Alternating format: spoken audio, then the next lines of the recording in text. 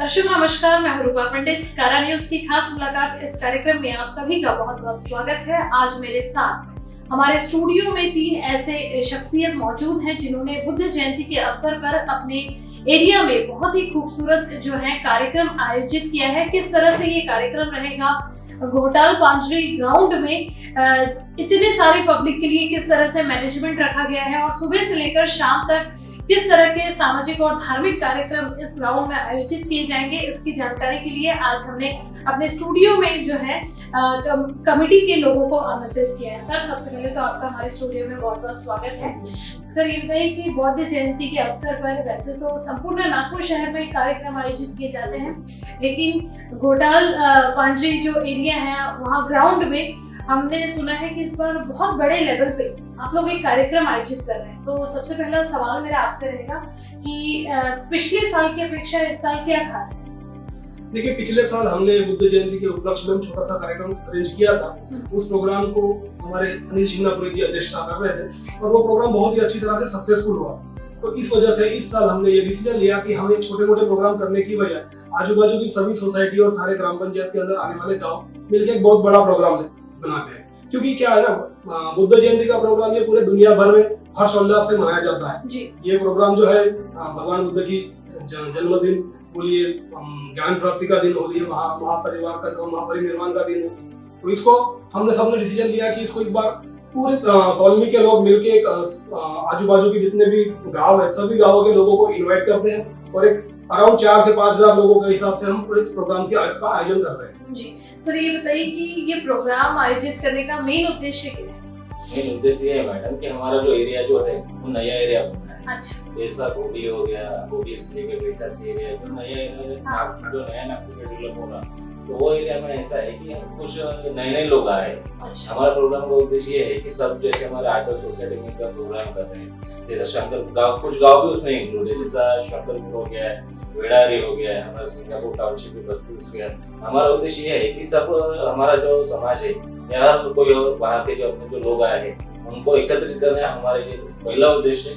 और दूसरा हमारा जो धर्म जो है बुद्ध धर्म उसका प्रचार करना हमारा सबसे बड़ा उद्देश्य। क्या बात है, मतलब बहुत ही अच्छी बात इन्होंने बताया कि बुद्ध धर्म का प्रचार करना, साथ ही जो भी इनके गांव के आसपास जितने भी छोटे मोटे गांव हैं जो अपने अपने लेवल से एक छोटे मोटे कार्यक्रम करते थे, तो इनका उद्देश्य है कि उन सभी लोगों को एक मंच पर, एक मैदान पर लेकर आए और सामूहिक रूप से इनके धर्म के जो प्रचार के साथ ही एक बड़े लेवल पर जो है वो कार्यक्रम आयोजित किया जाए ताकि सभी लोगों को जो है इसका लाभ मिल सके। सर, आप अध्यक्ष रह चुके हैं, तो पिछले बार की अपेक्षा जो है जैसा कि आपने बताया कि छोटे लेवल पे आपने कार्यक्रम रखा था और इस बार आप बड़े लेवल पे कर रहे हैं, तो किस तरह से मैनेजमेंट रहेगा? तो पिछले साल हमने सभी सोसाइटी जो भी ग्राम पंचायत बेड़ाहर के अंतर्गत थी और पूरे गांव 3 गांव मिला के एक बहुत बड़ा कार्यक्रम आयोजित किया गया था।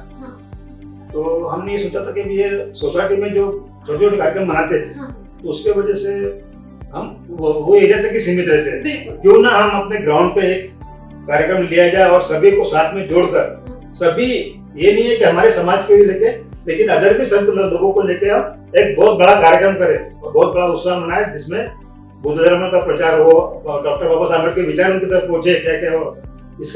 इसके लिए मैंने बहुत लोगों को प्रोत्साहित करके अच्छा काम करने का ये प्लान ये किया था कि जैसे कि सुबह मॉर्निंग से के कार्यक्रम रहने वाले हैं, तो इस दौरान मेन आकर्षण का केंद्र क्या रहेगा? देखिए, इस कार्यक्रम में ना सबसे पहले सुबह 5 बजे हमने बुद्ध पूर्णिमा के दिन सोमवार 12 मई 2025 को घोटाल पांजरी ग्राउंड पे अपने भंते जी की यादों से बुद्ध वंदना का कार्यक्रम रहेगा। उसके बाद नागपुर के एक फेमस म्यूजिकल ग्रुप है पी कड़मकर ग्रुप, काफी अच्छा ग्रुप है, उनकी पूरी टीम हमारे साथ रहेगी। वो बुद्ध गीत, भीम गीत, हिंदी गीत, मराठी गीतों का समा बांधेंगे। उसके बाद प्रोग्राम अराउंड 8 से 9 बजे तक चलेगा। उसके बाद हम अल्पोहार का अरेंजमेंट किया हुआ है और शाम को दुय्यम कव्वाली का प्रोग्राम रखा है। दुय्यम कव्वाली के लिए जो महाराष्ट्र के प्रसिद्ध कव्वाल हिमेश भारती नागपुर से और वैशाली किरण मुंबई से, इनका एक प्रबोधन के ऊपर प्रोग्राम होगा जिसमें भगवान बुद्ध के विचार, संविधान के ऊपर चर्चा है ना, इस तरह के उन्होंने प्रोग्राम के लिए तैयारी की है और उन्होंने हमें बोला है कि ये प्रोग्राम आपके एरिया में इतना ऐसा प्रोग्राम हो जाएगा कि लोग याद रखेंगे। क्या बात है।